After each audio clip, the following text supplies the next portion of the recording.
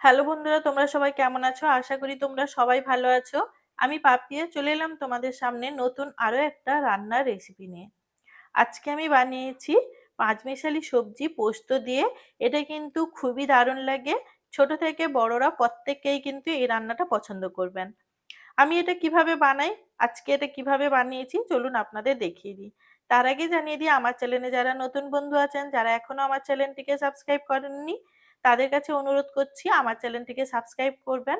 Subscribe করে পাশে থাকা বেল আইকনটি প্রেস করে দেবেন। এতে করে আমি কোনো নতুন রান্নার রেসিপি আমার চ্যানেলে দেওয়ার সাথে সাথে কিন্তু আপনাদের কাছে নোটিফিকেশন পৌঁছে যাবে। চলুন এই রান্নাটা আমি কিভাবে করেছি তাহলে দেখিয়ে দিই। সবজিটা রান্না করার জন্য আমি এখানটায় নিয়ে নিয়েছি কয়েক রকমের সবজি। এখানটায় নিয়েছি সিম, এখানটায় আছে মূলো আর ওলকপি, এখানটায় আছে আলু, বেগুন, বিনস, গাজর আর আছে লাউ ডাঁটা। এখানটায় বেশ অনেকটাই লাউ ডাঁটা নিয়েছি। আর মশলা নিয়েছি পোস্ত।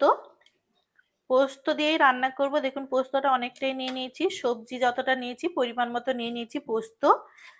নিয়েছি লবণ, পাঁচফোড়ন, হলুদ, শুকনো লঙ্কার গুঁড়ো, এখানটায় নিয়েছি দুটো কাঁচা লঙ্কা, আর এখানটায় নিয়েছি দুটো পেঁয়াজ এইভাবে কুচিয়ে নিয়েছি। পোস্তটা আমি এখন বেটে নেব। গ্যাসের মধ্যে একটা কড়াই বসিয়ে দিয়েছি, কড়াইয়ের মধ্যে দিয়ে দিচ্ছি তেল। আমি এখানটায় রাইস অয়েল ব্যবহার করছি, আপনারা কিন্তু যে কোনো তেলই দিতে পারেন। তেলটা গরম হয়ে গেছে, তেলের মধ্যে দিয়ে দেব পাঁচফোড়ন। পাঁচফোড়নটা ভাজা হয়ে গেছে, পাঁচফোড়নের মধ্যে দিয়ে দিচ্ছি কুচনো পেঁয়াজ আর দিলাম দুটো কাঁচা লঙ্কা। এখন লঙ্কাটা হালকা করে ভেজে নিচ্ছি আর সাথে পেঁয়াজগুলো হালকা করে ভেজে নেব। পেঁয়াজগুলো এখানে দেখুন হালকা করে ভেজে নিয়েছি। এখন পেঁয়াজের মধ্যে দিয়ে দিচ্ছি পোস্ত বাটা। পোস্ত বাটাটা দেওয়ার পর পেঁয়াজের সাথে ভালো করে পোস্তগুলো কষিয়ে নেব বা ভেজে নেব।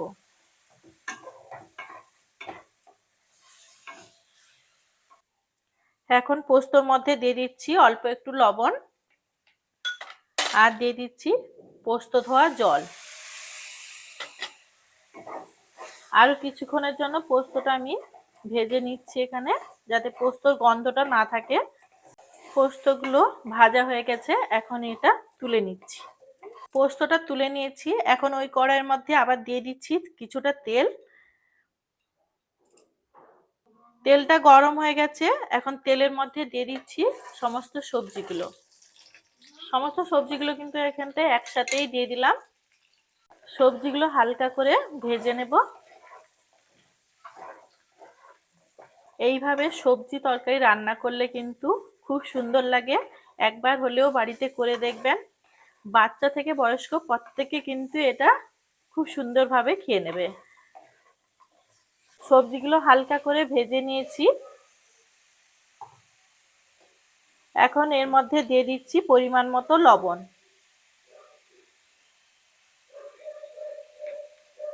লবণ দিয়ে দিচ্ছি আর দিয়ে দিলাম হলুদ।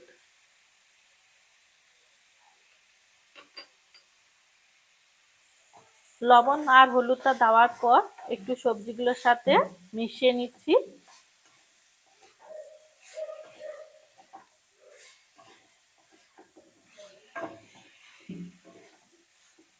এখন আমি দিয়ে দিচ্ছি শুকনো লঙ্কার গুঁড়ো।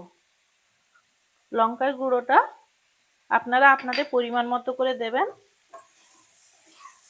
এখন আবার ভালো করে সমস্ত কিছু মিশিয়ে নিয়ে হালকা করে ভেজে নেব।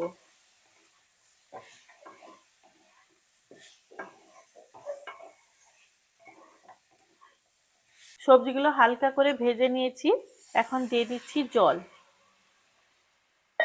সবজিগুলোর মধ্যে জল দেওয়ার পর সবজিগুলোর মধ্যে দিয়ে দিচ্ছি এখন ডাঁটা, লাউয়ের ডাঁটা।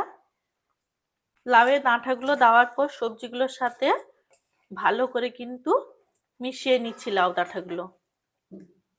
লাউ ডাঁটাগুলো দেওয়ার পর কিন্তু মশলাগুলো কষাবেন না, তাহলে কিন্তু লাউ ডাঁটাগুলো একটা রাগ ভাব আসবে, খেতেও ভালো লাগবে না। জলটা দেওয়ার পরই কিন্তু ডাঁটাগুলো দেবেন। এখন দিয়ে দিলাম ঢাকা। ঢাকাটা দিয়ে যতক্ষণ না সবজিগুলো সেদ্ধ হচ্ছে ততক্ষণ বসিয়ে রাখবো। সবজিগুলো সেদ্ধ হয়ে গেছে, লাউ ডাঁটাগুলো সেদ্ধ হয়ে গেছে। এখন আমি এর মধ্যে দিয়ে দিচ্ছি ভেজে রেখেছিলাম যে পোস্ত আর পেঁয়াজ মশলা, ওটা এখন দিয়ে দিলাম। ভালো করে মিশিয়ে দিচ্ছি সবজিগুলোর সাথে। এখন আমি এর মধ্যে দিয়ে দিচ্ছি অল্প একটু চিনি। চিনিটা দেওয়ার পর ভালো করে আবার মিশিয়ে নিচ্ছি সবজিগুলোর সাথে।